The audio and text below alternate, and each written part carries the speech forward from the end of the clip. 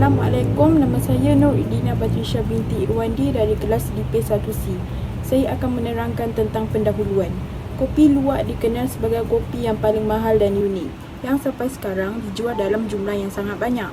Keistimewaan kopi luwak ialah sebelum menjadi kering, biji kopi telah menjalani pencernaan dari perut luwak jenis Paradoxurus hermaphroditus.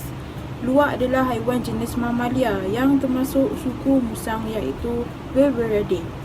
Haiwan ini juga disebut dengan berbagai nama lain seperti musang daripada nama umum daripada bahasa Betawi, kera daripada bahasa Sunda, luwak atau luwak daripada bahasa Jawa, serta common palm civet, common musang, house musang, civet cat atau toddy cat dalam bahasa Inggeris. Musang mempunyai tubuh sedang dengan panjang total sekitar 90 cm termasuk ekornya 40 cm atau kurang. Berwarna kelabu kecoklatan dengan ekor hitam bersih. Luwak dapat melahirkan 2 hingga 4 ekor anak yang dijaga oleh induk betinanya sampai dapat mencari makanan sendiri. Seterusnya ialah saya akan menerangkan tentang perbezaan kopi luwak. Yang pertama ialah kopi luwak liar. Suatu perkebunan kopi yang berada di hutan membenarkan untuk menghasilkan kopi luwak liar kerana masih banyaknya populasi luwak di wilayah hutan. Untuk menjaminkan penurunan mutu kopi, maka kopi luwak harus dikumpulkan setiap hari. Tempat-tempat yang biasa ditemukan kopi luwak liar adalah rumput-rumput di bawah pokok kopi, di atas kayu kering, ranting-ranting kering, di atas batu atau tanah yang keras di atas dinding rumah. Seterusnya ialah kopi luwak kandang. Yang pertama, kandang luwak dilakukan untuk mengatasi kesukaran dalam pengumpulan kopi luwak liar. Yang kedua, kandang luwak harus dilakukan dengan sistem satu kandang untuk seekor luwak. Yang ketiga, makanan luwak harus segar kerana ianya sangat berpengaruh terhadap kesihatannya. Yang keempat, satu ekor luwak diberi makan pagi sekitar 300 gram pisang atau papaya. Siang dan malam adalah 1-3 kg buah kopi segar. Yang kelima, biasanya hanya dimakan sebahagian sahaja kerana luwak memilih buah kopi yang disukai sahaja. Paling sedikit, setiap makanan diberi tambahan catuan potongan ayam segar atau ikan masin. Yang keenam, dari seekor luwak dapat diperoleh 300 hingga 400 gram kopi berkulit tanduk basah tiap hari atau setara dengan 200 gram kopi kering. Assalamualaikum, saya Sakinah akan membicarakan tentang latar belakang dan punca isu kopi luwak. Kopi luwak adalah kopi yang berasal daripada Indonesia dan dikatakan kopi yang termahal di dunia dengan harga yang mencecah 300 hingga 400 untuk satu cawan. Harganya begitu mahal kerana kesukaran untuk mendapatkan biji kopi luwak itu sendiri. Biji kopi luwak ini diperolehi daripada najis musang atau dikenali sebagai luwak. Luwak ini akan memakan biji kopi ini, menghadamnya sebelum mengeluarkannya semula dalam bentuk najis. Biji-biji kopi yang keluar bersama najisnya itu akan dibersihkan sebelum dibancuh menjadi minuman kopi luwak. Menurut perspektif Islam, kopi luwak diekstrak daripada najis musang. Oleh itu, ia boleh dikategorikan sebagai haram kerana dalam Islam, hasil perkumuhan adalah kotoran najis.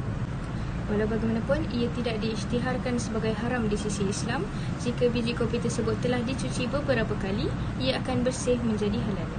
Biji kopi tersebut perlu menjalani beberapa langkah pembersihan sebelum dipanggang dan semasa proses, segala kekotoran yang terlekat pada biji kopi perlu dibuang sehingga bersih. Secara amnya, kopi luwak tidak diisytiharkan sebagai haram di sisi umat Islam.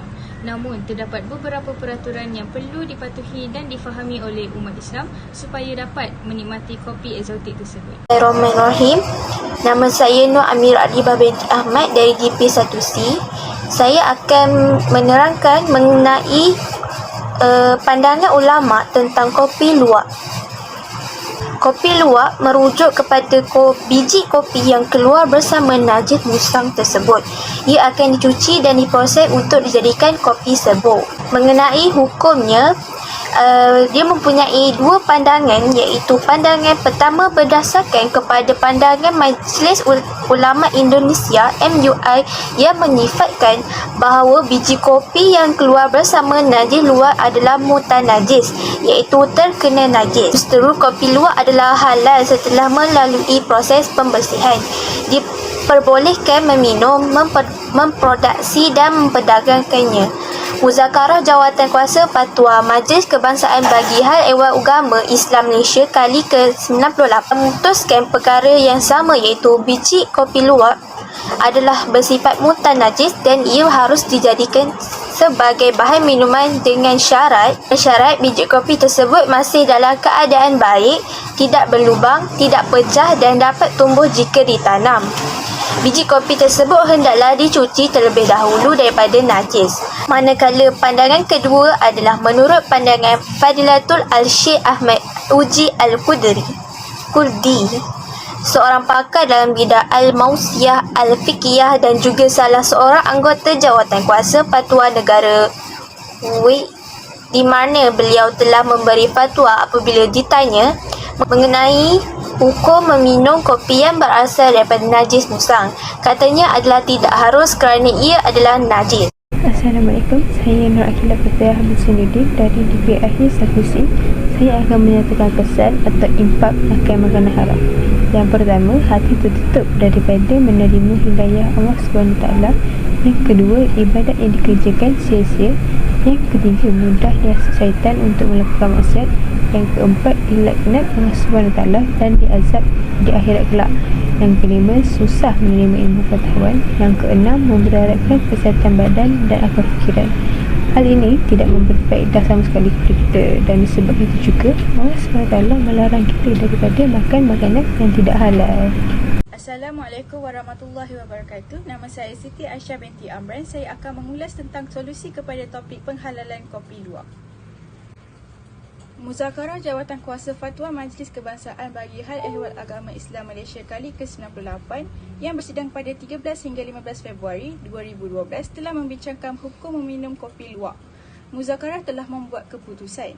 Setelah meneliti keterangan, hujah-hujah dan pandangan yang dikemukakan, Muzakarah menegaskan bahawa Allah Subhanahu Taala memerintahkan umatnya supaya memilih rezeki yang halal dan memakan makanan yang baik sebagaimana firman-Nya dalam surah Al-Baqarah ayat 172 yang bermaksud, wahai orang yang beriman, makanlah dari rezeki yang baik yang telah kami berikan kepada kamu dan bersyukurlah kepada Allah jika betul kamu beribadat kepadanya.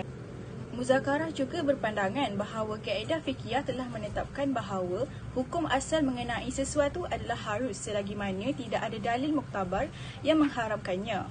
Ulama-ulama fiqh muktabar menjelaskan bahawa mana-mana bijian yang dimuntahkan oleh haiwan atau yang dikeluarkan bersama najis haiwan tersebut, selagi mana ianya tidak rosak dan masih kekal dalam rupa bentuknya yang asal, atau jika ditanam ia mampu tumbuh, maka ia dihukumkan sebagai mutanajis dan bukan najis. Sehubungan itu, selaras dengan penegasan dan pandangan-pandangan tersebut, Muzakarah bersetuju memutuskan bahawa biji kopi luwak adalah bersifat mutanajis dan ia harus dijadikan bahan minuman dengan syarat biji kopi tersebut masih dalam keadaan baik dan tidak berlubang, tidak pecah dan dapat tumbuh jika ditanam. Biji kopi tersebut juga hendaklah disucikan terlebih dahulu daripada najis. Muzakarah juga telah memutuskan supaya kopi luwak yang dihasilkan hendaklah memperolehi sijil pengesahan halal Malaysia daripada JAKIM atau Majlis Agama Islam Negeri, Jabatan Agama Islam Negeri atau Badan Pensijilan Halal Luar Negara yang telah diiktirafkan oleh JAKIM sebelum dipasarkan kepada masyarakat Islam. Sekian, terima kasih. Yang terakhir ialah kesimpulan. Terdapat perbezaan rupa fizikal kopi mentah maupun kopi panggang dari kopi luwak liar dengan kopi luwak kandang. Proses perendaman dan pencucian menghasilkan biji kopi luwak dengan ukuran lebih besar. Cacat fizikal lebih sedikit, ketumpatan kambar biji lebih tinggi, rendaman panggang lebih tinggi, ketumpatan kambar kopi panggang lebih tinggi, dan profil cita rasa lebih baik daripada kopi luwak tanpa cuci maupun hanya dicuci saja. Kopi luwak kandang mempunyai rupa cita rasa lebih baik daripada kopi luwak liar. Kopi luwak liar baik Arabica maupun Robusta mempunyai cita rasa earthy, bau tanah dibandingkan dengan hasil pengolahan basah full wash. Kopi luwak mempunyai tubuh yang lebih kuat walaupun sering disertai rasa erti yang tidak ditemui pada kopi hasil pengolahan basah, full wash.